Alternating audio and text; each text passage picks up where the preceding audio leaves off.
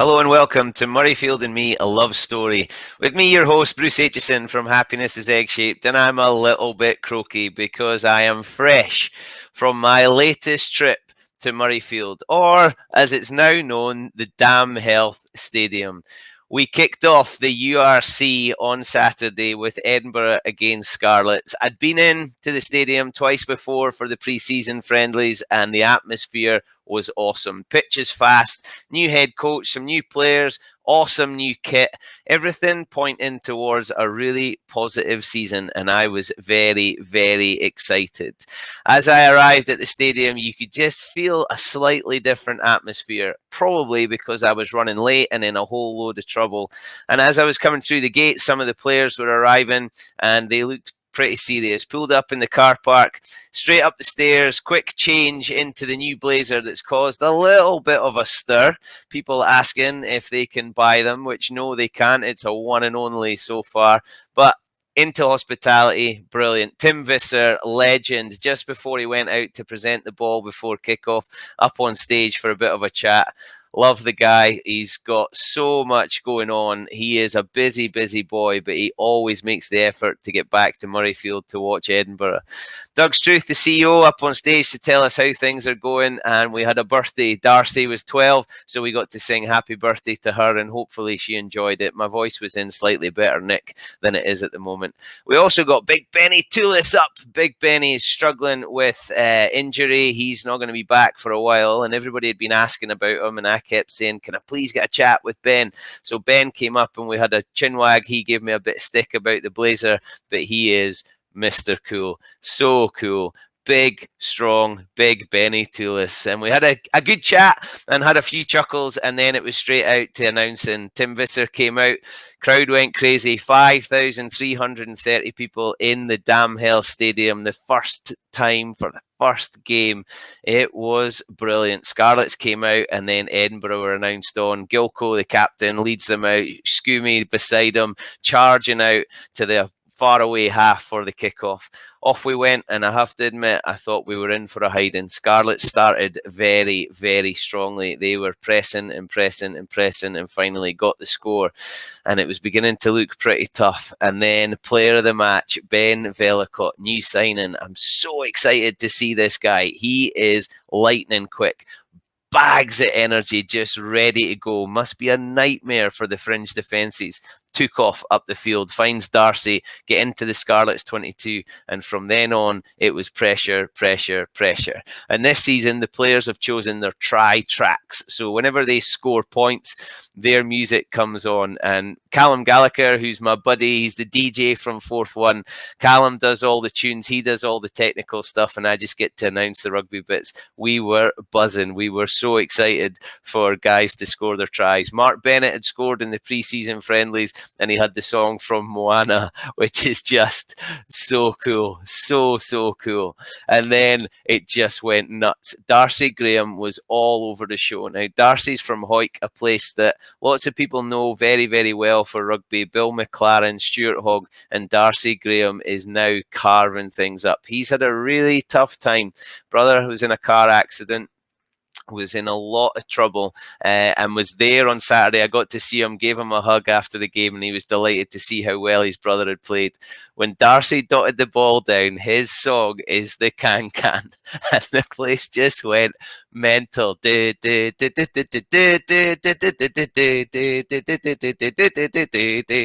whole place, Edinburgh Rugby fans giving it large to the Can Can for Darcy Graham. That is unheard of, and if it happened in the big bowl, it still would have been great, but having everybody close together, really close to the pitch, just lifted the whole thing. It was just awesome. Sun was setting, sky was turning orange, just like Edinburgh. It was absolutely magic. Scarlets came back in. TMO got involved in a few interesting bits. We announced the Scarlets try, and then I got to announce apologies, correction, Scarlets no try, and the crowd got a big cheer. Scotland women were playing in the World Cup qualifiers against Ireland, and a guy just sitting down here turns and went, Bruce, Scotland women have won with the last kick of the game. So there was just a little bit of a lull in the game, and this was one of my absolute highlights. And Rory Lawson has since tweeted to say what the atmosphere was like when I made the announcement. I started with an update on the Scotland women final score with the last kick of the game, Scotland 20, and then I left it hanging and the place went really quiet. I got a bit scared. Ireland 18, and the whole place just went, yeah!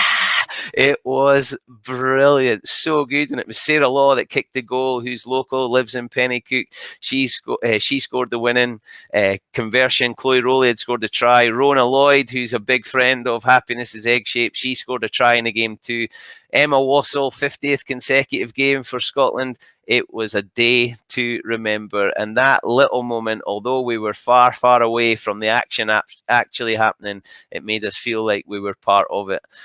As we got closer to the final whistle, Scarlets pegged it back and things were getting twitchy. The stadium clock was just a little bit off with the TV clock, so we were trying to figure out which one was correct. Edinburgh conceded a penalty, even though they were in possession. Scarlets kicked, but Edinburgh put the line out under so much pressure. They managed to turn the ball over.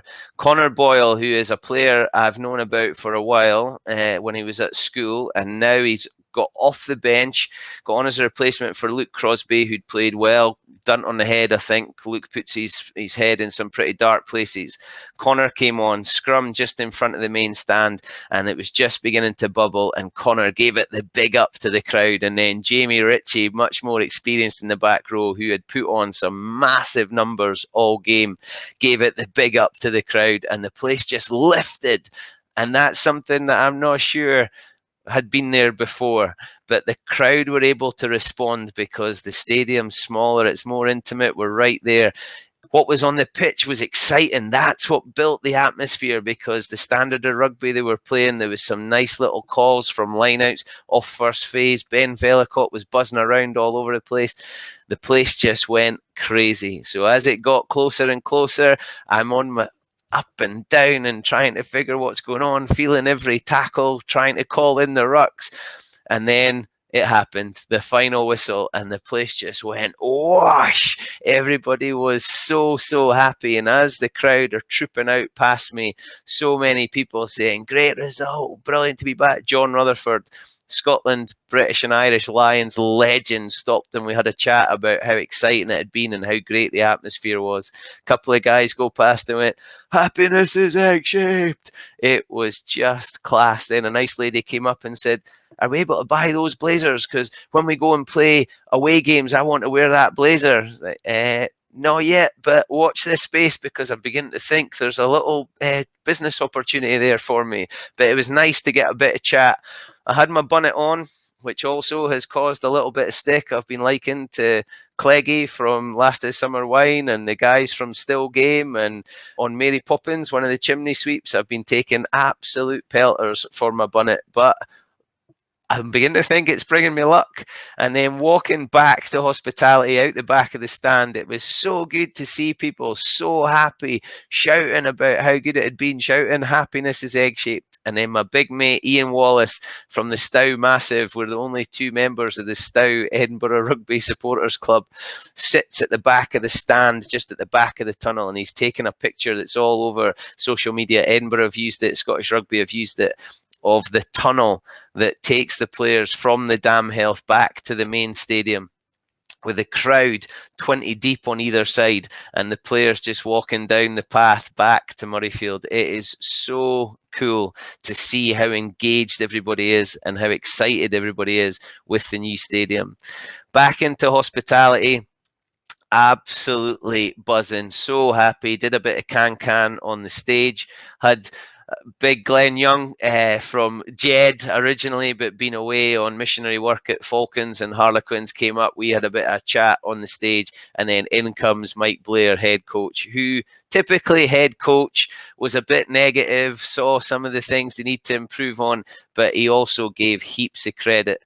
Now, Glenn Young was saying that Connor Boyle and Jamie Ritchie were going to get some stick on Monday morning for giving it the big up. But Mike Blair said how pleased he was to see the players engaging and getting involved and how much he loves that. So I'm really hoping that those boys get a pat on the back and don't cop any pelters on Monday morning for getting the crowd involved, because the players have been tweeting and posting to say how good it was to have the crowd there and to have that atmosphere, and that it lifted their performance. I love announcing in the Dam Hell Stadium. It is going to be fun, and I can't wait for the next game to get back in amongst it. It was an absolute joy. I've not been here for a while. We've not had a Murrayfield in me for a while. But after Saturday, I could not stop smiling. I was high as a kite, and that's the good stuff. I wasn't playing, I wasn't coaching, but I was there, I was involved, I was connected to the rugby family. And that is an experience I'm going to remember for a long, long time. And sharing it with those few thousand people is a pretty cool thing. This has been Murrayfield and me, with me, your host, Bruce Aitchison. It's a love story, isn't it? And I hope there's going to be some more chapters. You can catch up with us on Acast, on Spotify and Apple, and hopefully we'll be back for more. I think this is number 51. Can you believe it? There's been over 50 pods and Murrayfields and me. Crazy. Thank you for all your support. I really, really appreciate it. Leave a review, tell your friends, and hopefully I'll see you at Murrayfield or maybe even the Dam Hell Stadium. Until then, stay safe.